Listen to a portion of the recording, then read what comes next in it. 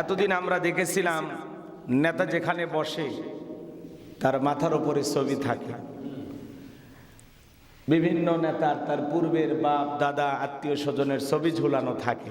আলহামদুলিল্লাহ আমরা যমুনায় দেখেছি জনাব তারেক রহমান আমাদের দেশের প্রধানমন্ত্রী, উনি যেখানে বসেছেন উনি ওনার চেয়ারে বসার পরে ওনার মাথার উপরে দেখলাম কোনো ছবি ঝুলানো নাই, সেখানে লেখা আছে লা ইলাহা ইল্লাল্লাহু মুহাম্মাদুর রাসূলুল্লাহ সাল্লাল্লাহু আলাইহি ওয়াসাল্লাম। কালেমা ঝুলানো আছে তার মাথার উপরে। নেতারও ছবি নাই, নেত্রীরও ছবি নাই। আলহামদুলিল্লাহ, ছবির যে মাথার উপরে ছবি টাঙানোর যে সিস্টেমটা ছিল আলহামদুলিল্লাহ সেটা বিদায় হয়েছে 2026 সালের এই নতুন সরকারের মাধ্যমে। এজন্য জনাব তারেক রহমানকে আমরা ধন্যবাদ জানাই যে তার মাথার উপরে শোভা পাচ্ছে কালেমা। একজন মুসলিম তার তো এই ধরনেরই কাজ করা দরকার, যেটা মানুষ প্রশংসা করবে, যেটার জন্য মানুষ দোয়া করবে। মাথার উপরে ছবি ঝোলানো থাকতো বিভিন্ন নেতা নেত্রীদের। আলহামদুলিল্লাহ এই দৃশ্য আমরা আর দেখতে পাচ্ছি না। তিনি যেখানে বসেছেন যমুনায়, সেখানে তার মাথার উপরে যেখানে প্রধানমন্ত্রী বসতেছেন, আলহামদুলিল্লাহ যেখানে বসে তিনি বিভিন্ন প্রোগ্রাম করতেছেন, মিটিং করতেছেন, এমপি মন্ত্রীদের সাথে কথা বলতেছেন, সেখানে তার মাথার উপরে ঝুলানো আছে কালেমা। এই দৃশ্য দেখে আমরা তাকে ধন্যবাদ জানাই এবং আলহামদুলিল্লাহ এরকম পরিবর্তনই আসুক এটা আমরা চাই। আগের প্রধানমন্ত্রীর মাথার উপরে ছবি ঝোলানো থাকতো, আর এখনকার প্রধানমন্ত্রী যিনি হয়েছেন তার মাথার উপরে ঝুলানো আছে কালিমা লা ইলাহা ইল্লাল্লাহু মুহাম্মাদুর রাসূলুল্লাহ সাল্লাল্লাহু আলাইহি ওয়াসাল্লাম। আমরা এই দৃশ্য দেখে খুশি হয়েছি। আল্লাহ তাআলার কাছে দোয়া করতেছি এভাবেই যেন প্রত্যেকটা জায়গাতে পরিবর্তন আসে। শাসকদের মনের ভিতরে যেন আল্লাহ পরিবর্তন এনে দেন, তাদের মাধ্যমে দেশে যেন ভালো কাজ হয়। তিনি বারবার বলেছেন যে আমরা এমন কিছু কাজ করতে চাই যার মাধ্যমে সমাজটা পরিবর্তন হয়ে যাবে, সুন্দর হবে। তা আলহামদুলিল্লাহ কিছু সুন্দরের আভাস আমরা দেখতে পাচ্ছি। আমি দেখলাম উনি জামের ভিতরে আটকে আছেন, ব্যক্তিগত গাড়ি ব্যবহার করতেছেন। হ্যাঁ, অন্য অন্য মন্ত্রীরা গেলে, এমপিরা গেলে, প্রধানমন্ত্রী গেলে রাস্তাঘাট সব জাম লেগে যায়, মানুষজনের চলাচল সম্পূর্ণ নিষেধ, কিন্তু উনি সাধারণ মানুষের মতোই চলাচল করতেছেন। মাত্র 8-10টা 15টা 20টা গাড়ি নিয়ে যারা চলতো মাত্র 4টা গাড়ি রেখে দিয়েছেন, আর বাকি সব গাড়ি বিদায় করে দিয়েছেন এবং নিজের গাড়িতে চলতেছেন, নিজের তেল খরচ করে চলতেছেন। এই যে ভালো কিছু নেয়া, জামাতের এমপি মন্ত্রীরা তারা বলেছেন আমরা ট্যাক্স ফ্রি কোনো গাড়ি নেব না, প্লট নেব না। আলহামদুলিল্লাহ বিএনপির পক্ষ থেকে এটা সিদ্ধান্ত হয়েছে, তারাও কোনো প্লট নেবে না, ট্যাক্স ফ্রি গাড়ি নেবে না। এই যে পরিবর্তন কিছু আমরা দেখতেছি, এর মাধ্যমে আমরা নতুন এক বাংলাদেশের আভাস পাচ্ছি, যেটা সম্প্রীতির বাংলাদেশ, যেই বাংলাদেশে কল্যাণকর একটি রাষ্ট্র কায়েম হবে, মানবিক একটি রাষ্ট্র কায়েম হবে, এমন সুন্দর কিছু আভাস আমরা দেখতে পাচ্ছি। আল্লাহ সবাইকে দেশের কল্যাণে, এ জাতির কল্যাণে, এ মানুষের কল্যাণে, জনগণের কল্যাণে কাজ করা তৌফিক দান করুন। চিল্লায় বলুন আমিন। ইসলামের কল্যাণে ভালো কাজ করা তৌফিক দান করুন, জোরে বলুন আমিন। তাহলে প্রধানমন্ত্রী এখন সাধারণভাবে চলাফেরা করতে গিয়ে তারেক রহমান গতকালকে জ্যামে আটকে আছে, জ্যামের ভিতরে তার গাড়ি, সেখানেও বিভিন্ন লোক সেলফি তুলতেছেন, তার কাছে আগায় যেতেছেন। একজন প্রধানমন্ত্রী জ্যামে আটকে আছে, এমন সমাজ আমরা আগে দেখি নাই। আলহামদুলিল্লাহ এই যে পরিবর্তন তার ভিতরে যে এসেছে, আলহামদুলিল্লাহ তার মাধ্যমে অনেকে বলতেছেন জনাব তারেক রহমান হলো ফাটাকিষ্ট, তিনি ফাটিয়ে দিচ্ছেন, এভাবে নতুন নতুন চমক দেখাইতেছেন। জ্যামে আটকে আছেন প্রধানমন্ত্রী, যে সাধারণ মানুষ যেভাবে চলাচল করে আমার কারণে কোনো রাস্তাঘাট বন্ধ হবে না, মানুষ মানুষের মতো চলতেছে, উনি ওনার মতো চলতেছে। এই যে ভালো লাগাগুলো দেখে মানুষ বলতেছে জনাব তারেক রহমান হলো ফাটাকেষ্ট, ফাটিয়ে দিচ্ছে, ক্ষমতার চেয়ারে বসে দেশের মানুষকে পরিবর্তনের যে আভাস তিনি দিতেছেন, এইভাবে দেশের মানুষ তার প্রশংসা করতেছে।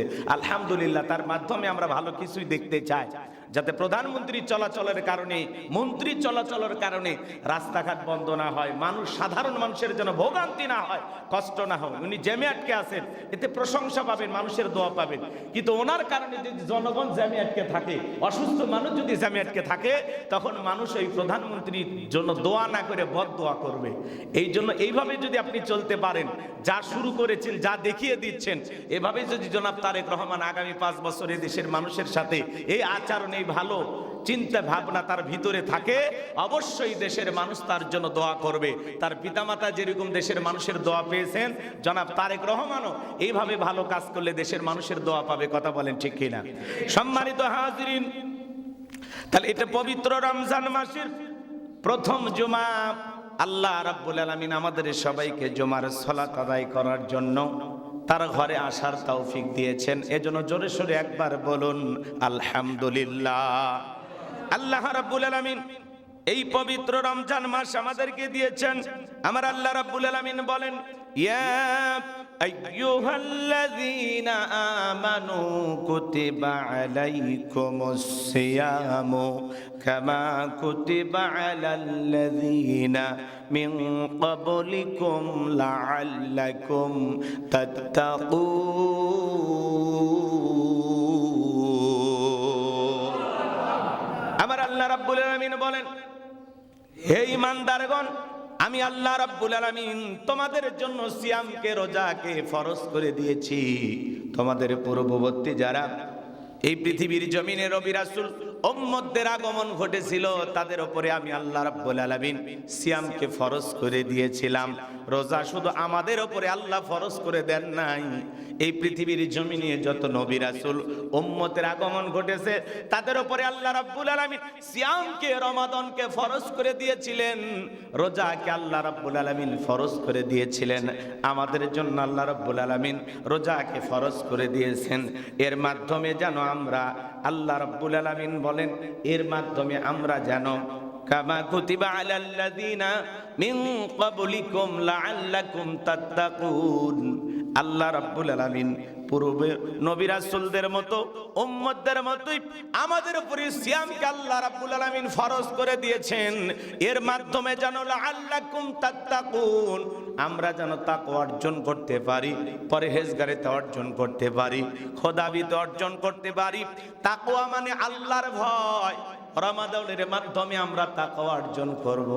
আহারে, আল্লাহর বান্দারা যখন রোজা পালন করে, এই পৃথিবীর জমিন আপনি যত নেক আমল করবেন এর সব আল্লাহর ফেরেশতারা আপনার আমলনামায় লেখে।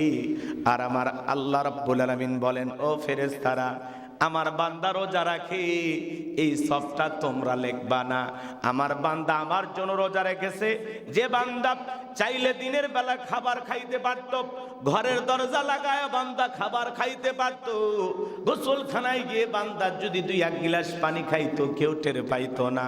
বান্দা পুকুরে ডুব দিয়া, নদীতে ডুব দিয়া পানি খাইলে কেউ দেখতে পারতো না। কিন্তু আমার বান্দা দিনের বেলায় মানুষকে দেখানোর জন্য নয়, মানুষকে খুশি করার জন্য নয়, সুবে সাদিক থেকে সূর্যাস্তগামী পর্যন্ত লম্বা সময়, ঘন্টার পর ঘন্টা যে বান্দা না খেয়ে, হালাল স্ত্রী থাকার পরে মিলিত না হয়ে যে বান্দা আমার জন্য সিয়াম পালন করলো, যে বান্দা আমার হুকুম রোজাটাকে পালন করলো, এই রোজার সব তোমরা দিবা না, রোজাদারের সব আমি আল্লাহ নিজেই দেব। বলুন সুবহানাল্লাহ। রোজার পুরস্কার, রোজার সওয়াব আল্লাহ তাআলা নিজে দিবেন। সুবহানাল্লাহ বলেন। যত আমল আপনি করবেন 1 থেকে 700 গুণ সওয়াব বৃদ্ধি করা হয়। কিন্তু রমজানে রোজাদার বান্দা আল্লাহ তাআলার সন্তুষ্টি অর্জনের আশায়, আল্লাহকে রাজি খুশি করার জন্য সে সিয়াম, যে রোজা আপনি পালন করলেন, সারাদিন পানাহার থেকে বিরত থাকলেন, যৌন কামনা বাসনা থেকে বিরত থাকলেন, আপনি যে আল্লাহকে রাজি খুশি করার জন্য এই যে সিয়াম, সারাটা দিন না খেয়ে থাকলেন, চোখের সামনে ইফতারি খাবার নাড়াচাড়া করেন, তারপরে 2-1 মিনিট আগেও খান না, খাইলে ফেরেশতারা এসে থাপ্পড়ও মারবে না যে 5 মিনিট আগে কেন খাইলি। ঠিক যে সময় 6টা 1 ইফতার, 6টা 2 ইফতার, ঠিক 6টা 2 আমরা ইফতার করতেছি, 6টা 1 আমরা ইফতার করতেছি। কখন আমরা 6টাতে ইফতার করতেছি না, আবার 5টা 58 ইফতার করতেছি না? কেন? এর নামই হলো তাকওয়া। আপনি যে খাইতেছেন না, কার ভয়ে খান না? জোরে বলেন, কার ভয়ে খান না? আল্লাহর ভয়ে খান না। এর নামই হলো তাকওয়া। চোখের সামনে খাবার আছে কিন্তু আপনি খাইতেছেন না, বাড়িতে অনেক খাবার আছে খাইতেছেন না, গোসলখানায় গিয়ে গোসল করতেছেন, প্রচন্ড তৃষ্ণা ভিতরে আছে কিন্তু খাইতেছেন না। হাদিস শরীফের ভিতরে আসছে, এই যে গরমের দিনে যারা রোজা রাখে, গরম এখন গরম পড়ে গেছে না, এই যে গরমের ভিতরে রোজা রাখেন, আপনার কষ্ট হয়, আপনার তৃষ্ণার্ত প্রচুর পিপাসা আপনাকে লাগে।